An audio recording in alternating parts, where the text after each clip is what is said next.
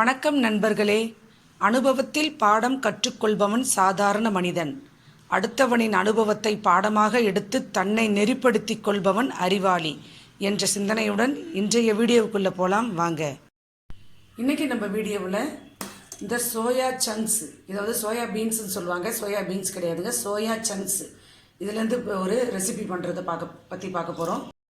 இந்த soya chunks பெண்கள் அதிக அளவு எடுத்துக்கிறது உடம்புக்கு ரொம்ப நல்லது. மெயினாக ஹார்ட் டிசீஸை ரெடியூஸ் பண்ணிடுறது. அப்புறம் ப்ரோட்டீன் அதிகமாக இருக்குது இதில். இந்த சோயா சங்க்ஸ் எப்படி பண்ணுறாங்க அப்படின்னா, சோயா பீன்ஸ்லேருந்து ஆயில் எடுத்துகிட்டு அந்த எக்ஸ்ட்ராக்ட்லேருந்து அந்த சோயா சங்க்ஸ் பண்ணுறாங்க. ஸோ நம்ம மோஸ்ட்டாக வெஜிடபிள் பிரியாணியில் மோஸ்ட்டாக இதை போடுவோம், நம்ம இல்லைனா குருமா வச்சு சாப்பிடுவோம். இந்த ரெண்டுமே இல்லாமல் ஒரு ரெசிபி ஒன்று இதில் செஞ்சு பார்க்க போகிறோம். ஃபஸ்ட்டு இந்த சோயா சங்க்ஸை இதை சுடுதண்ணியில் போட்டுட்டேன். லேசாக சுடுதண்ணியில் போட்டு 5 நிமிஷத்தை கழித்து அதை எடுத்துகிட்டு நல்லா இந்த மாதிரி புழிஞ்சி, அப்புறம் திருப்பி நார்மல் பச்சை தண்ணியில் ஒரு தடவை வாஷ் பண்ணி புழிஞ்சி எடுத்துக்கோங்க. நான் இப்போ ஆல்ரெடி சுடுதண்ணியில் போட்டு 5 நிமிஷம் ஆகிடுச்சு. இப்போ இதில் இருக்கிறத நல்லா புழிஞ்சி எடுத்துக்கிறேன். இப்போ இது நல்லா சுடுதண்ணியில் ஒரு தடவையும் பச்சை தண்ணியில் ஒரு தடவையும் நல்லா புழிஞ்சி அலசி வச்சுக்கிட்டேங்க நான். இப்போ இது கூட உங்களுக்கு காரத்துக்கு ஏற்ற மாதிரி நம்ம மீடியமான 3 பச்சை மிளகாய் எடுத்திருக்கேன். நார்மலான காரம் இருந்தால் போதும்னுட்டு. அப்புறம் சும்மா ஒரு கைப்பிடி அளவுக்கு பூண்டு உரித்து போட்டுக்கோங்க. அப்புறம் பெரிய வெங்காயத்தில் மீடியம் சைஸ் உள்ள ஒரு பெரிய வெங்காயம் 2 வெங்காயத்தை கட் பண்ணி அதில் போட்டுக்கோங்க.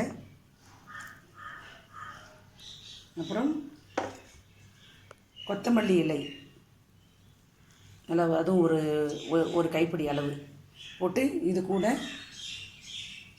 இது மட்டும்தான். இதை அப்படியே மிக்சியில் நல்லா அரைச்சி எடுத்துக்கோங்க. நான் இப்போ மிக்சியில் அரைச்சிட்டு காட்டுறேன். நான் இந்த பதத்துக்கு எல்லாத்தையுமே அரைச்சி வச்சுக்கோங்க. இந்த சோயா சங்க்ஸ் இந்த மாதிரி பேஸ்ட் மாதிரி அரைச்சி வச்சுக்கிட்டேன் நான். இதுக்கு ஒரு 2 ஸ்பூன் அளவுக்கு கடலை மாவு, பேசின் ஃப்ளார் சொல்லுவாங்கள்ல, கடலை மாவு ஒரு 2 ஸ்பூன் அளவுக்கு போட்டால் போதும். ஒரு ஸ்பூன் அளவுக்கு மஞ்சள் தூள், இந்த பேஸ்ட்டுக்கு தகுந்த உப்பு, தூள் உப்பாக போட்டுக்கோங்க. இந்த பேஸ்ட்டுக்கு தகுந்த உப்பு போட்டுக்கோங்க. போட்டுட்டு இதை நல்லா மிக்ஸ் பண்ணிக்கோங்க.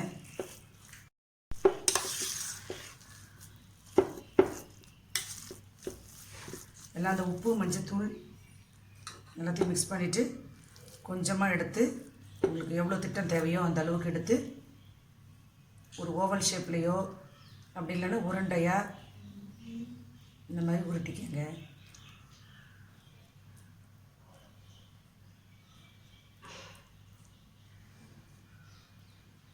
இந்த மாதிரி எல்லாத்தையுமே ஒரு பிளேட்டில் உருட்டி வச்சுக்கோங்க. அடுத்து இந்த மாதிரி சாதாரணமாக தோசை கல்லில் கொஞ்சம் தூக்கலாகவே எண்ணெய் விட்டு இந்த நம்ம பண்ணி வச்சுருக்கிற இந்த சோயா சங்க்ஸ் ஒன்றா போட்டு பொரித்து எடுத்துக்கோங்க. லைட்டாக எண்ணெய், அந்த பாதி அளவுக்கு எண்ணெய் விட்டால் போதும். ரொம்ப ஃபுல்லாக டீப் ஃப்ரை மாதிரிலாம் பண்ணிக்க வேண்டாம். ஷாலோ ஃப்ரைன்னு சொல்லுவாங்கள்ல, அந்த மாதிரி லைட்டாக ஃப்ரை பண்ணி வச்சுக்கோங்க.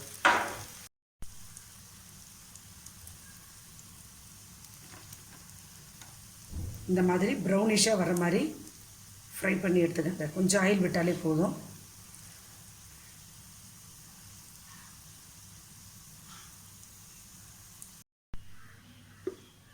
எல்லாத்தையும் இந்த மாதிரி ஃப்ரை பண்ணி வச்சுக்கிட்டு, நெக்ஸ்ட்டு ஒரு மிக்சியில் பெரிய வெங்காயம் 1,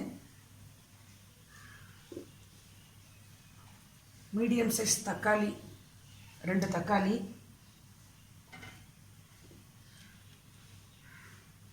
ஒரு துண்டு இஞ்சி,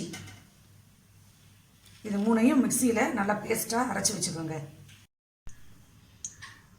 எண்ணெய் சூடானதும் கருவேப்பிலை போட்டுக்கலாம். அடுத்து நம்ம இந்த மிக்சியில் அரைச்சி வச்சோம் பார்த்தீங்களா,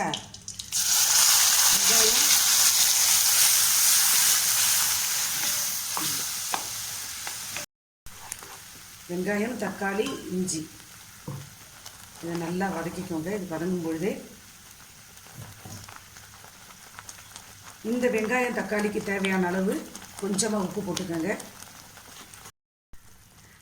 லைட்டாக மஞ்சத்தூள் போட்டுக்கோங்க.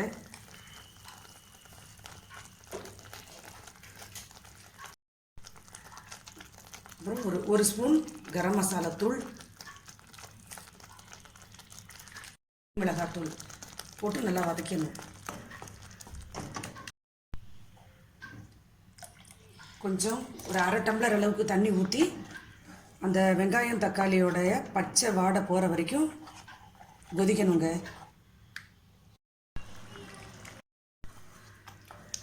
நல்லா அந்த தண்ணியெல்லாம் சுண்டி போய் அந்த பச்சை வாடை போயிட்டுங்க.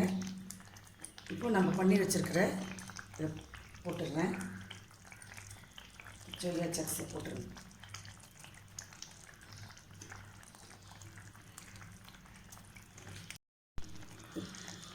இனிமேல் இந்த டிஷ்ஷை இறக்கிற வேண்டியதான். இந்த சோயா சங்க் வச்சு நம்ம பண்ண அந்த ரெசிபியோட இது முடிஞ்சிருச்சு.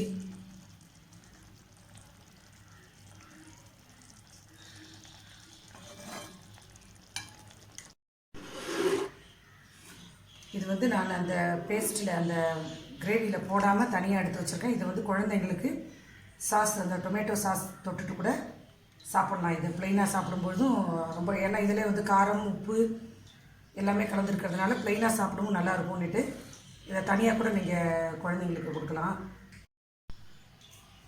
இந்த மாதிரி கிரேவியில் போட்டும் சாப்பிட்லாம்.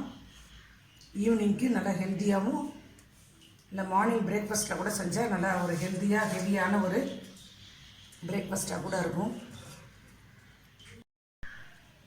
இந்த வீடியோ உங்களுக்கு பிடிச்சிருந்துச்சுன்னா லைக் பண்ணுங்கள், ஷேர் பண்ணுங்கள், கமெண்ட் பண்ணுங்கள். மறக்காமல் சப்ஸ்கிரைப் பண்ணி பக்கத்தில் இருக்க பெல் பட்டனை ப்ரெஸ் பண்ணுங்கள். நன்றி, வணக்கம்.